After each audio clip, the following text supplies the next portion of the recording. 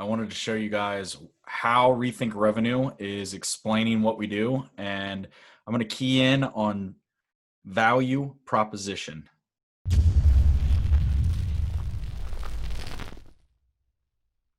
So let's talk about 0-point selling. We've deemed this 0-point selling because it takes a very small amount of information to start the marketing and sales process. This document that you see in front of you, this is our customer journey framework. Didn't come up with the known, like, trusted methodology original to us, but we are applying it to the structure of a business. So marketing, sales, customer service. The idea here is to show the workflow from initial targeting, people we know but don't know us, all the way through the marketing process to they know us, we know them, creating a lead, qualifying that lead as an opportunity, working our sales process, and then finally landing a proposal with a signature on it. Seems pretty logical, huh? This is what Rethink Revenue does. We turn marketing and sales activity into enterprise level progress. And I am Mark Perrone. Hopefully we're connected on LinkedIn. If we're not, we should be. I put up some pretty funny stuff that always kind of rotates around the marketing, sales, kind of customer service perspective, mainly concentrating on rethinking revenue. So let's get into this a little bit. Let's start where most people understand their business, and that's with the delivery of product or services. The part, activities, responsibility, and role players all are kind of unique within the organization, but every organization has these elements. Another piece to this is understanding where we are in space. This is not the beginning. This is actually kind of the end. It's definitely the end for marketing and sales, where they start an entirely different workflow from initial sale to second, third, fourth sales. You get kind of a, hey, you already know us already. Why aren't you buying this item? Most people like you who bought that item have purchased this. That kind of concept lives right here.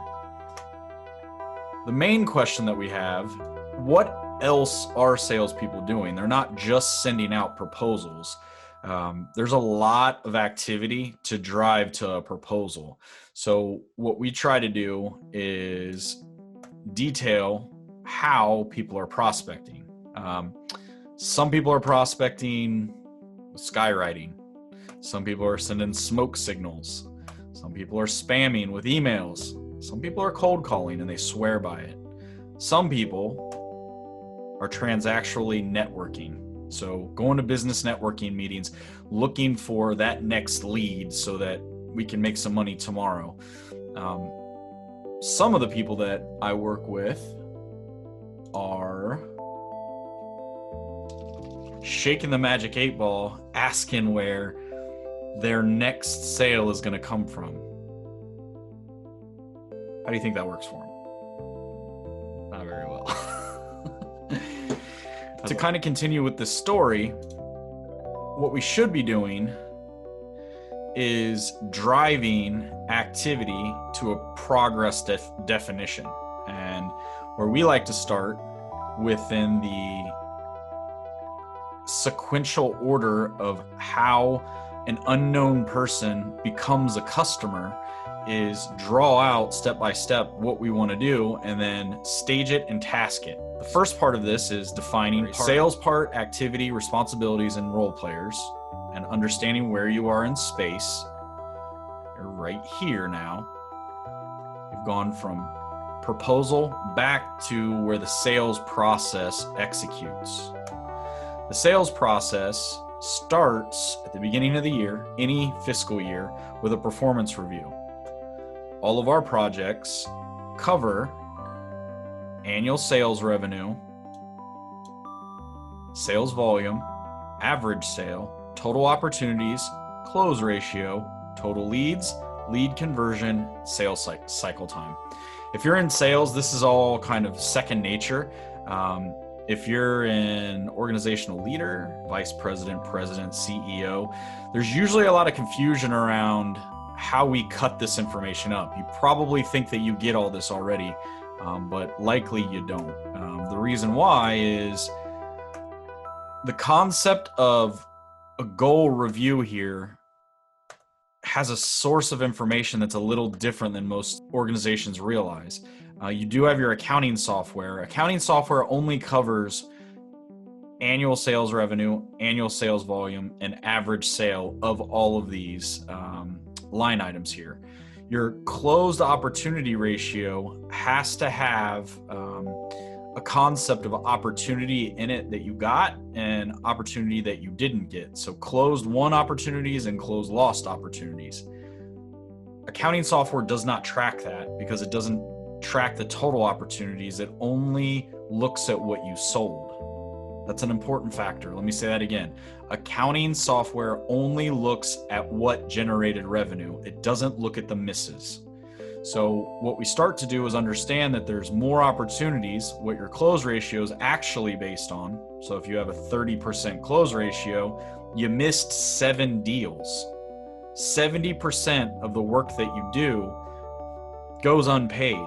And if you don't have a CRM, all of the information associated with 70% of your opportunities is not being captured. Once we get down into opportunities, leads become something, and this is usually a function of marketing. Leads are the precursor to opportunities. So you're going to actually have a ratio there that says, I got X amount of opportunities from X amount of leads. That's another important factor that does not get consolidated in your accounting software. This is the value of CRM. Lastly, your sales cycle time is accurate here when an opportunity is initiated. It's a lead comes in, and when it's converted into an opportunity, which is a hard thing, it's a characteristic of CRM, and then it's tracked with what you did against it.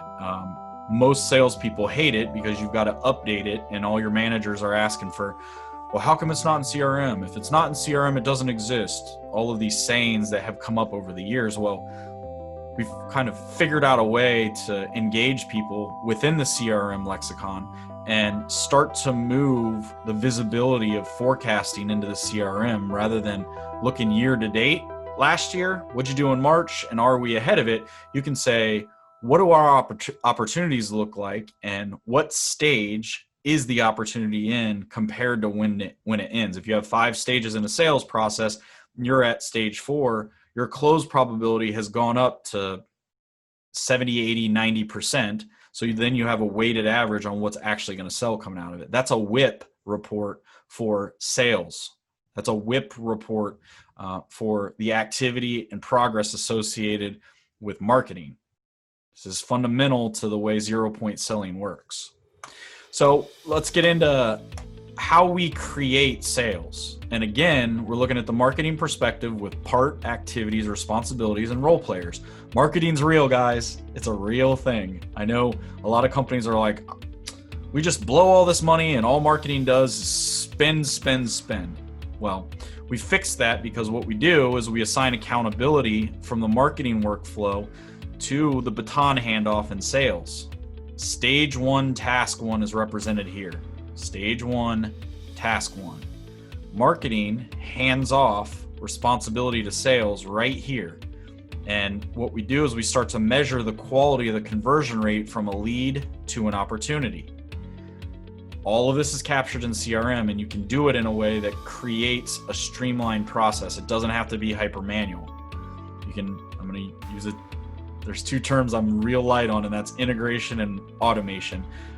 We can create some automations that drive buy-in within the CRM concept. It doesn't have to be something where salespeople are like, whoa, whoa, whoa, whoa. We don't want to get in there. We want to keep all our information over here. The way we do that, a couple examples. If something needs to be sent out, if you check a box in the CRM, you can have an email with an attachment sent out to somebody to show them maybe a spec list on something or the type of materials that are run through it if you're in manufacturing. A lot of different ways that we can automate CRM so that it supports the workflow of the salespeople rather than micromanaging them and pushing them down. I'm a salesperson, and using CRM with automations embedded in it is really, really helpful. We'll get into some more detail in a second about that. So how do we do this? Well, fundamentally, we view all businesses as uniquely similar. So you sell a different product or service in a different way. However, you still have marketing, sales, and then a deliverable, which we deem customer service. Well, that mechanized process needs fuel. That machine needs fuel. And we start this out by consolidating down perfect prospects. What we do is we take a perfect prospect and we create a lookalike audience from it. And this is all unique to Rethink Revenue. This concept of generating fuel or refining what your machine is going to run on is all internal. So we take Shelby Carper here and we turn Shelby into thousands of lookalike people that we can reach out to. Now, many times when I give this list out, people are like, my customers are on this list, and my retort to that is, I didn't know who your customers were. How did I know that prospect that you gave me, Shelby Carper, was similar to your customer base that's embedded in here? I could never know that. So it validates this information, and that's a really important factor in what we do. This is all unique information, and it's got a ton of admin function associated with it, a lot of time savings.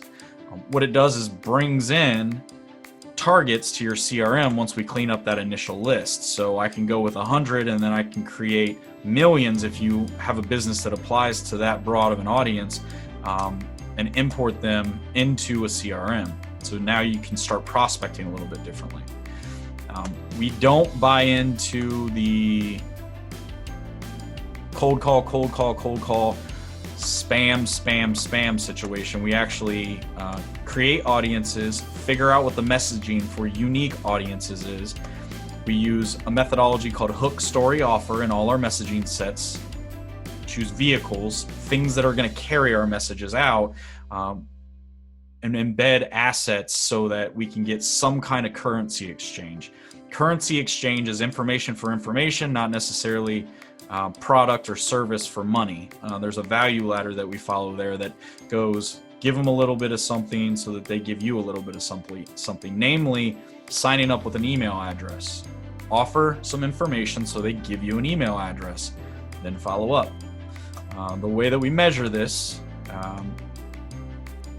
is all built into the systems we use. You can have an audience or a message, one or the other. If we have a message, we can go find an audience for it. If we have an audience, we've got to create a message for it. These vehicles that we highlight are marketing channels, things that are going to carry your message out, namely Facebook, LinkedIn, YouTube, email, and phone are the 5 that we really focus on. Instagram-ish because it's attached to Facebook. We build a creative brief to get some assets out there, and then we follow up. This follow-up happens during our understanding of your metrics. The platforms that we use are combined to tell a story. Some of those metrics are reported in CRM, some of them are reported in email, some of them are reported on the website. This is what that full feedback loop looks like. We start with information down here. We curate, add into a CRM. CRM agnostic. Salesforce is the most prevalent CRM on the planet, but it's not for everyone. This is a rather large software that takes a lot of support. So we look at that and take it into consideration when we're talking to businesses. Working with $1 million business is much different than a $50 million business, is much different than a $250 million business. And on up, it's scalable from around that $1 million mark all the way up to $1 billion company. The mechanisms that we use, like I said, LinkedIn, Facebook, CRM, email, phones, website. We come at it from a little bit different perspective on the website. We can get into that if you're interested later.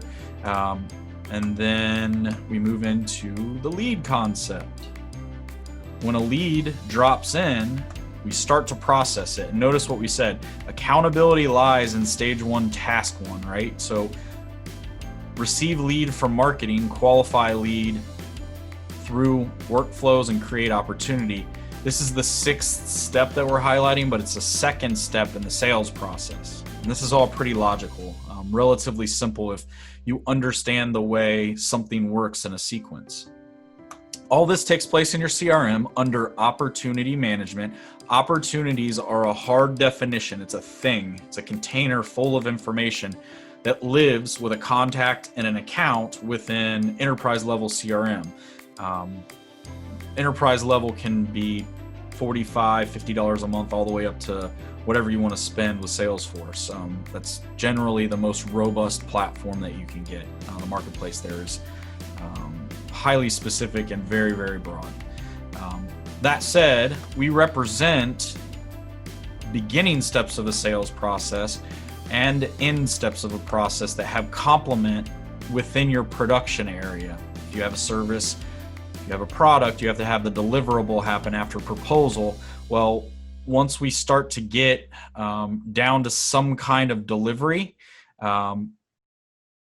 a deliverer takes over. Usually this is a customer service perspective. Your salespeople generally don't do the work that they advertise the company does for its clients. They sell the work because they can talk about it. They don't really do it, right? Past that, then we kind of look at this production support services concept that we started with, where most people think that work actually happens, and we drive through the same kind of staging here.